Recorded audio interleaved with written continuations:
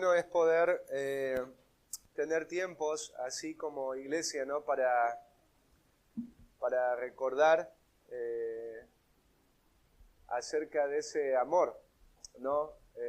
A nosotros nos salvó el amor de Dios. Y fuimos salvados por ese amor para amar también.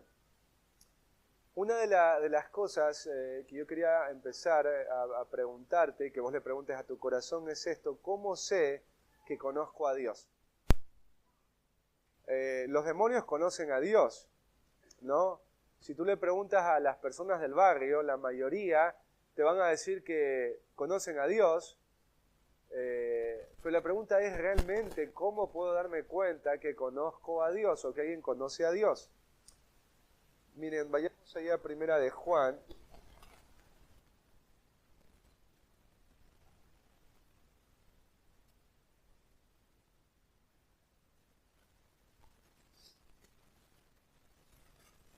Cuatro.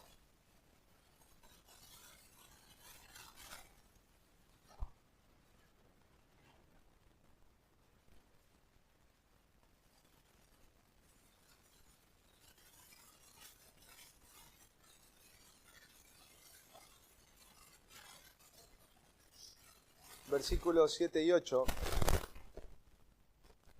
dice el apóstol Juan: amados, amémonos unos a otros, dice, porque el amor es de Dios. Empieza primero Juan diciendo acá: amados. ¿Por quién amados? ¿Quién ama? Bueno, Juan le está hablando a los hermanos y les está diciendo a ellos que son amados. ¿Amados por quién? Bueno, amados por Dios. Los creyentes no fueron una vez amados. Los creyentes siguen siendo amados. Qué lindo poder referirte a alguien como amado. Porque hay alguien que te ama, ¿no es cierto? Si alguien te dice amado es porque alguien te ama. Y un creyente, aunque no sea amado por nadie, jamás un creyente va a estar triste porque nadie le ama. Porque se supone que hay alguien que sí te ama y es más grande que cualquier persona que te pueda llegar a amar. Y esa persona es Dios. Y Juan dice amados. Y aquí hay un mandato, dice: amados, amémonos unos a otros. Los creyentes somos llamados a amarnos los unos a los otros. No a vernos los unos a los otros, sino amarnos los unos a los otros. La comunidad cristiana podemos decir que es la comunidad del amor. O sea, si hay algo que debería haber en la comunidad cristiana es esto, es que nos amemos los unos a los otros. Y dice Juan la razón: porque el amor es de Dios. Si es la comunidad de Dios, entonces algo que va a tener esa comunidad es algo que Dios tiene en sí mismo, y es amor. El amor es de Dios. Y si el amor es de Dios, entonces deben amarse los unos a los otros. Pero ¿por qué debe ser así?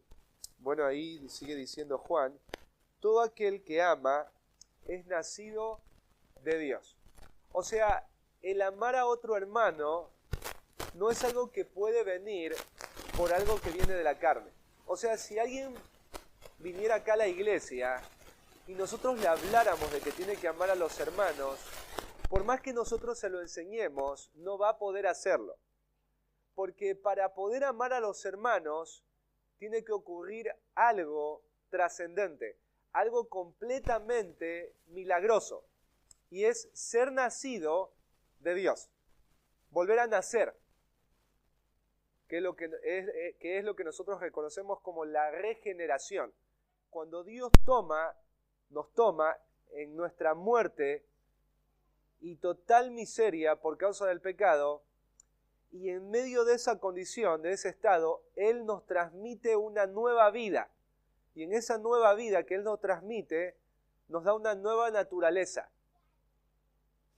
Y esa nueva naturaleza nos va a llevar inevitablemente a amar a los hermanos. Por eso dice que todo aquel que ama es nacido de Dios y conoce a Dios. Versículo 8. El que no ama no ha conocido a Dios, porque Dios es amor. Dios es amor. Frente a la pregunta, ¿no? ¿Cómo sé que conozco a Dios? La pregunta se contesta con lo que dice acá Juan. En la medida en la que yo amo a mis hermanos. A mis hermanos. Y el apóstol Pablo nos va a dar una claridad en cuanto a cómo debe ser el amor entre nosotros. ¿Cuáles son las características del amor por el cual nosotros deberíamos andar? Y la verdad es que nosotros podríamos llegar a caer en la hipocresía porque estamos celebrando ahora el amor. Nosotros vamos a participar del pan y también de la copa, que son símbolos del cuerpo y la sangre de Cristo que fueron entregadas por amor. ¿Cuál sería la hipocresía? Participar de símbolos que están relacionados a la muerte de alguien que nos amó y que nosotros al final no estemos dispuestos a amar. Sería hipócrita hacer eso, ¿no? Y hoy vamos a hablar acerca de una de las características del amor. Y esta sería la forma en la que nosotros deberíamos amar a los demás. Vamos a ir a Primera de Corintios, capítulo 13.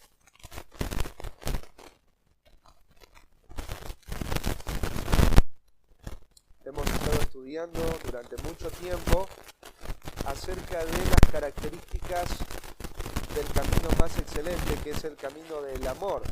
Y en el versículo 4, el apóstol Pablo dice acerca del amor: el amor es sufrido, es benigno, el amor no tiene envidia, el amor no es jactancioso, no se envanece. Versículo 5, no hace nada indebido, no busca lo suyo, no se irrita, no guarda rencor. Y vamos a estudiar esta característica del amor y que debe verse reflejada en nuestra vida como creyentes en el trato con nuestros hermanos. Dice, el amor no se goza de la injusticia, más se goza de la verdad. No se goza de la injusticia, más se goza de la verdad. Lo primero que tengo que considerar en cuanto al amor es que si yo tengo el amor de Cristo, yo en el amor de Cristo no me voy a gozar de la injusticia. El amor no se goza de la injusticia. La palabra gozo tiene que ver con felicidad, alegría, con deleite, ¿sí? Y la palabra injusticia está relacionada a algo que no está pegado a la ley, algo que no está funcionando en la orden de esa ley o que está lejos de algún principio moral. O sea, es lo que llamaríamos pecaminoso, lo que quiebra la ley. Entonces, el amor no se gozaría, no hallaría deleite, no hallaría contentamiento o placer en algo que es pecaminoso, en algo que es contrario a la ley de Dios. Y me ponía a pensar algunas formas en las que se vería esta actitud de gozarnos en algo que es injusto. Lo primero, cuando hacemos algo malo pero nos produce placer personal. El pecado, como saben, va a producir placer. Y hay cosas que nos gusta ver, decir, pensar o hacer que son pecaminosas y que usamos para darnos algún tipo de alegría y que nos hace sentir bien incluso. Por ejemplo, me ponía a pensar en qué cosas yo hago que son contrarias a la ley de Dios y pueden producirme placer o algún tipo de deleite. Y una de las cosas que sucede en muchas iglesias, y es tan común este pecado, es el chisme. El chisme. ¿A quién no le entretiene el chisme? ¿A quién de alguna manera no le produce algún gustito o placer el hablar de otra persona que no está presente? ¿No es cierto? Hacer esto, por ejemplo, sería gozarnos en algo que es injusto. Porque claramente el chismear o el murmurar de otro hermano que no está presente es contrario a lo que la Biblia dice que es el amor al prójimo. La Biblia dice que amemos al prójimo como nos gustaría que nos amen a nosotros mismos. Ama a tu prójimo como a ti mismo. ¿A quién le gustaría que hablen de uno a las espaldas? A nadie, ¿no es cierto? ¿Qué pasa cuando nosotros hacemos esto con otro? Bueno, nos estamos gozando en algo que es injusto. Y esa es una de las formas en las que se ve esto de gozarme en la injusticia.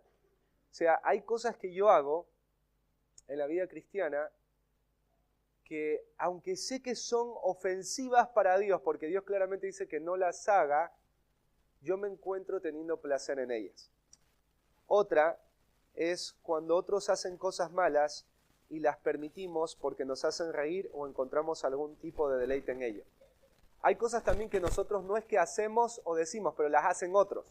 Y en lugar de que nosotros frenemos a esas personas que están diciendo o haciendo algo que está mal, no lo hacemos porque nos produce algún tipo de deleite, placer o gozo.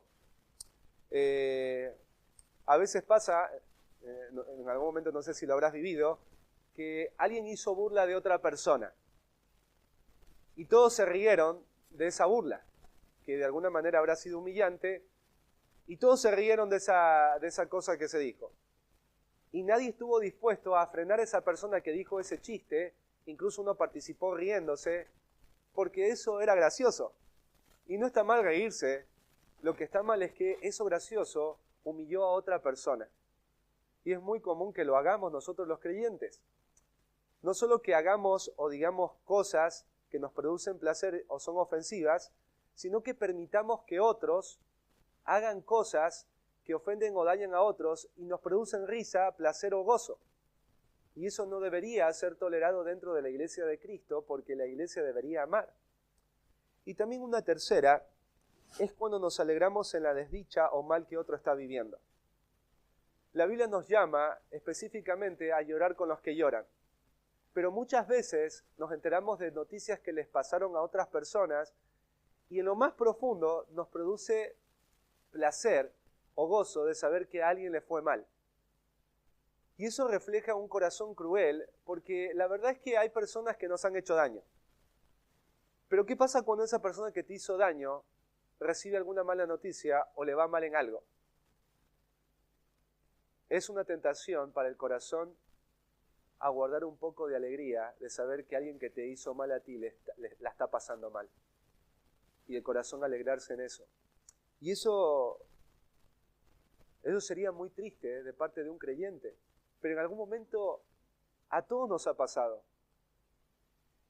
Y quizás lo más terrible es cuando nos pasa dentro de nuestra comunidad de fe. Porque no soportamos que a otros les vayan bien. O no soportamos peor que le vaya bien a alguien que nos ha hecho mal. O cuando le pasa a alguien algo malo, decimos se lo merece. Y eso no estaría bien en nuestra comunidad.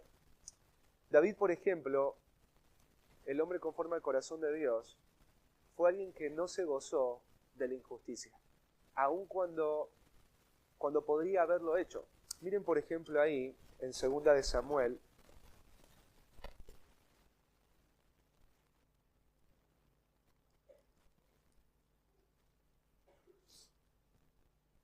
Samuel, capítulo 4,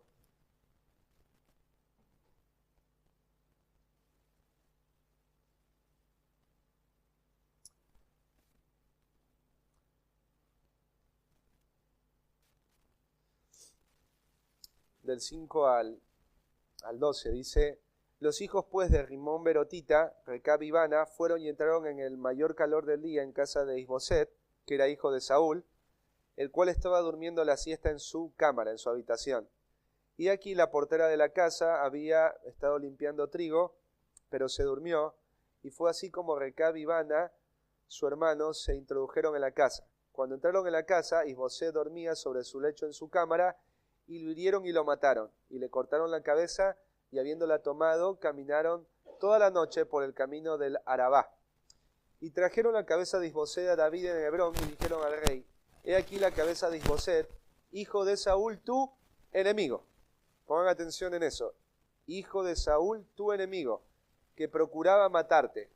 Y Jehová ha vengado hoy a mi señor el rey de Saúl y de su linaje.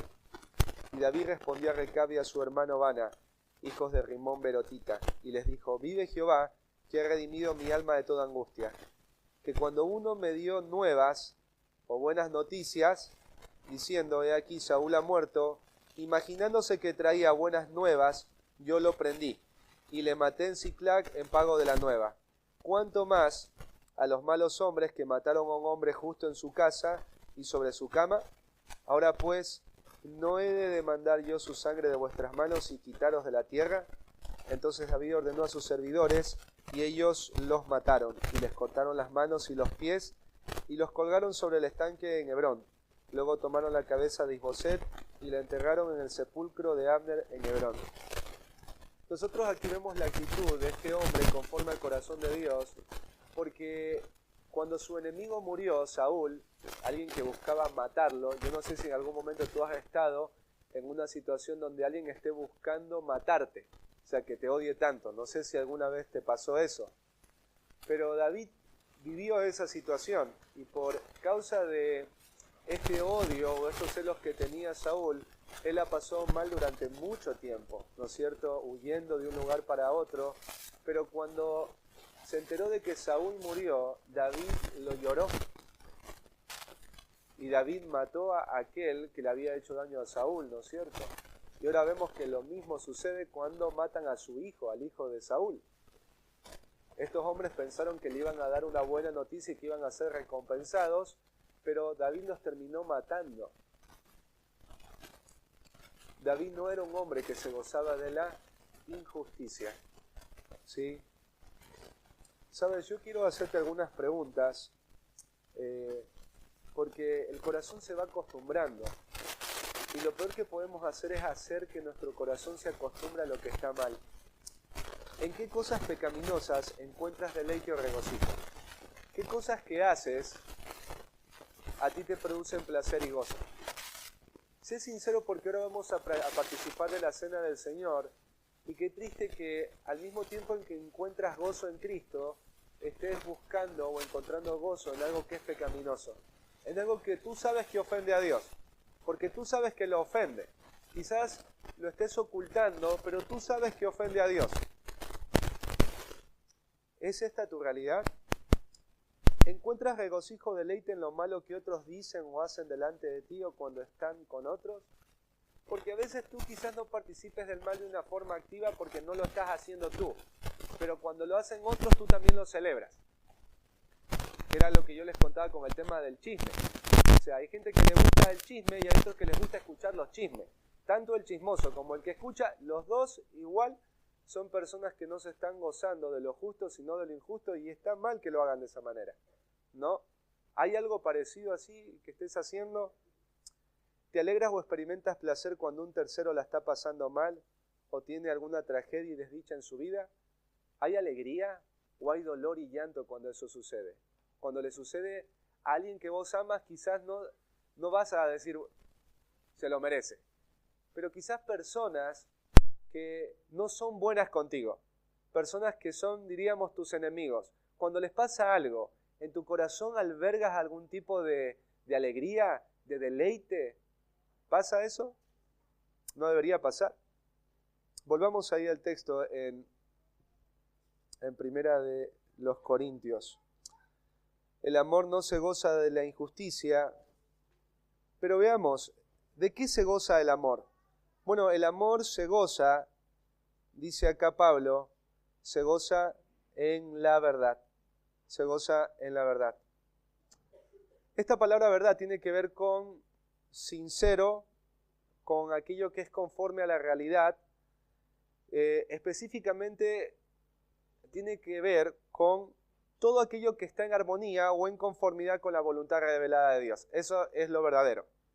El amor se goza en eso. Se goza en aquello en donde Dios está de acuerdo. Se goza en aquello que está alineado a la ley de Dios. se goza en aquello que Dios aprueba, ¿no? Eso haría el amor. Quienes están guiados por el amor, mira, por ejemplo, van a encontrar gozo cuando la verdad de Dios es proclamada. Mira, vamos ahí a Filipenses 1:18.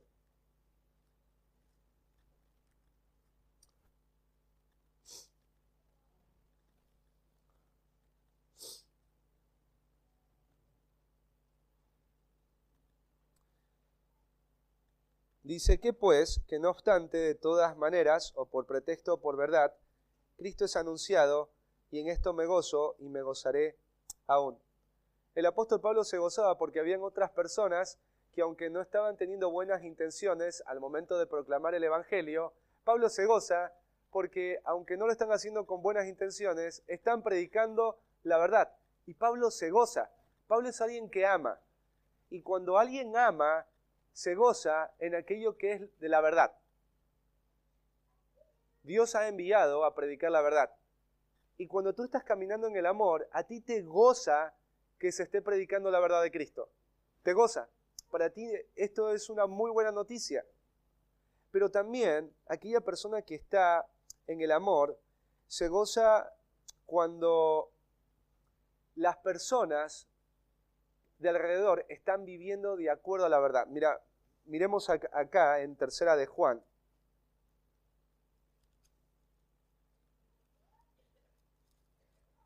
Tercera de Juan, solo tiene un capítulo, versículos 3 y 4.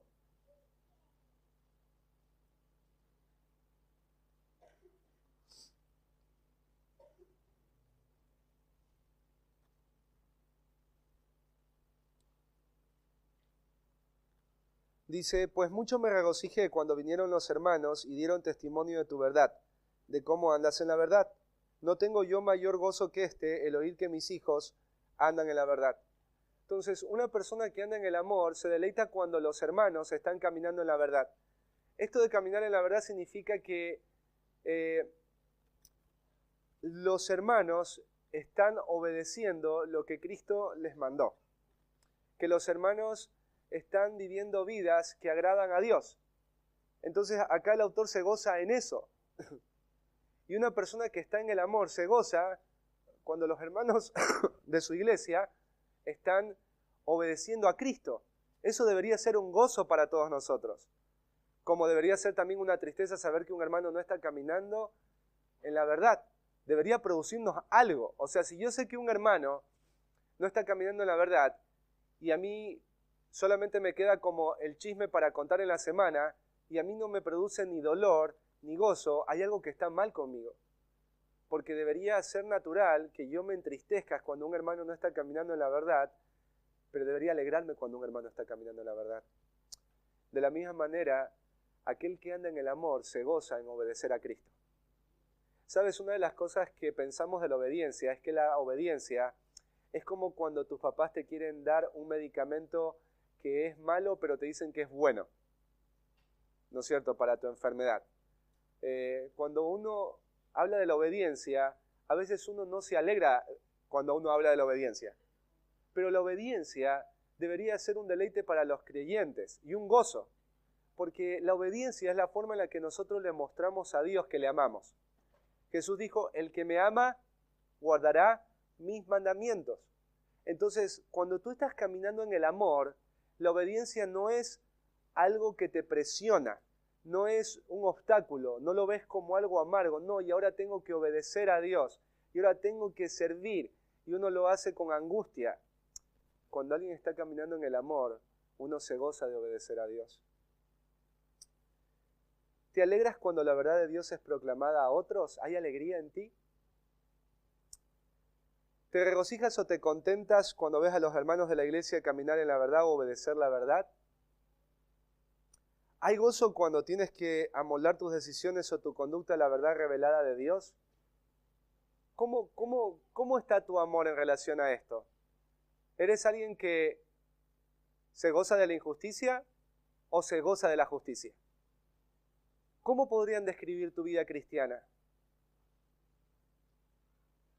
¿Hay realmente esto en tu corazón? ¿Hay placer? ¿Hay gozo? El ejemplo perfecto de alguien que se gozó en la justicia es Cristo mismo. Jesús sin duda va a ser nuestro mayor ejemplo. Jesús nunca halló deleite o placer en lo malo o pecaminoso. Él denunció la hipocresía religiosa de su tiempo. ¿Se acuerdan cuando Jesús entró al templo, cuando estaban los cambistas y los vendedores de animales? En su celo volcó las mesas y echó a todas estas personas y lo hizo movido por el celo a la verdad y a Dios. Jesús dijo, la casa de mi Padre tiene que ser llamada casa de oración y ustedes la han convertido en cueva de ladrones. Jesús trató enérgicamente a quienes estaban usando la fe para aprovecharse de las personas más vulnerables. Jesús enérgicamente le dijo a los fariseos lo que no querían escuchar. Jesús nunca permitió que algo injusto quedara impune delante de sus ojos. Jesús denunciaba el error, confrontaba el error y movía a las personas a alejarse del error. Jesús vivió una vida en conformidad con la ley justa de Dios, aún en condiciones y situaciones extremas. Jesús, cuando estaba allí en el desierto, Satanás apareció y le dijo, si eres el Hijo de Dios, convierte las piedras en pan. Pero el gozo de Jesús era el obedecer al Padre, y él prefería morir de hambre que tener el estómago lleno fuera de la voluntad del Padre. Y eso jamás hubiese sucedido, porque el gozo de Jesús era la verdad y la justicia. Todos los sermones y comportamientos de Jesús estaban alineados al amor y a la justicia. Es más, el gozo de Jesús por la justicia fue el que lo llevó a ofrendar su vida de la peor manera que alguien podría ofrendar, y es a través de la muerte y muerte de cruz. Miren, hay un pasaje que me llama mucho la atención, ahí en Mateo, capítulo 26.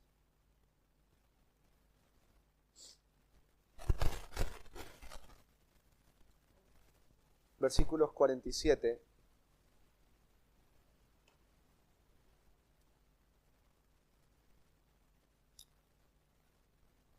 Del versículo 47 al 56 dice, mientras todavía hablaba, vino Judas, uno de los 12, y con él mucha gente con espadas y palos.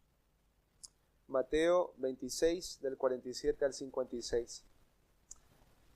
Vinieron mucha gente con espada y palos de parte de los principales sacerdotes y de los ancianos del pueblo.